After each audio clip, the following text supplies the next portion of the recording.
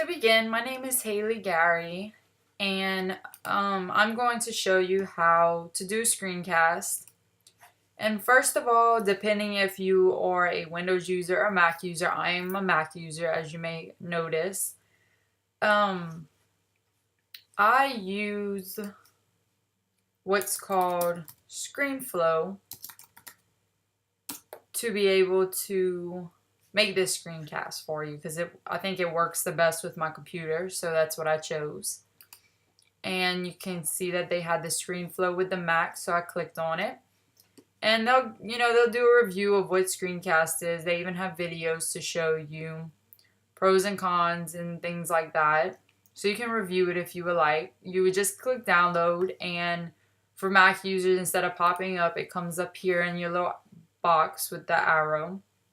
And as you can see, install ScreenFlow was one of my things I installed, and I can click on it, and then you'll press the install, and it'll normally start installing, and it's pretty much installed in a matter of seconds, maybe a minute. It doesn't take very long. You can also, for other people, a good one to use is Screenomatic. And as you can tell, I've been on it already. Screencast-O-Matic. And you can click on it. You can actually just start recording right then and there. You don't even have to download it. Or they'll have other cases where you are allowed to download it and make it available to you, to yourself and on your computer. I do have it downloaded. It's actually right here. I haven't finished installing it, so I can have something else to use as well. But I'm sticking to ScreenFlow just because I think it's a little faster with my computer compared to others. And it works very well.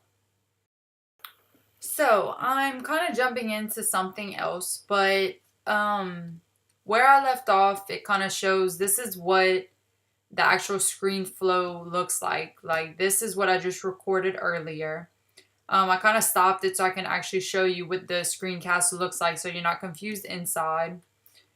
I'm new to this just as well as probably some of you are, but all of this stuff I haven't figured out yet, but I know the basics of how to do one and get started. You know, it's kind of like when you learn Microsoft Word. You're going to learn the basics, but sooner or later you'll get how to download fonts into it and do other things, you know, that normally you learn in a class or you learn as you go, you know, trial and error.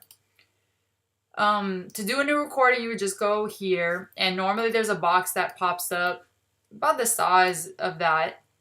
And it'll say how you can, you know, choose to use your webcam to do the video. You can do your audio from the computer, which is how you're hearing me right now.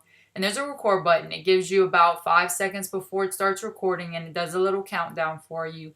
And it also tells you how you can end up getting out of the recording to stop it. Once you do that, this is what will pop up. And, you know, you go to File, and you would save it. It's not going to come up because I'm recording right now, but you would save it, and it would save just like you would save a Word document. And you know, I have to go to YouTube and download it, but that's the easiest way. You know, it's not anything different. It's just video and hearing. You actually get to talk and show people what you're doing. This, you can, you know, take this back like I'm doing, and you can play it back to yourself. You can actually, if you press your right clicker, you can rename your clip, you can cut, you can copy, you can also split the clip. Like if you move this to a certain part and you want to split this up because you don't like this, you want it to maybe stop here, you would click split clip, it would split it, and then you would do right click again and you can press cut and it will cut it for you, so you can, you know, edit your clips how you need to. You can also copy it for something else. You know, you can paste stuff into it. And then you can do starting, transitions, and ending. You know, there's all kind of different neat things that you can do with it. And this is,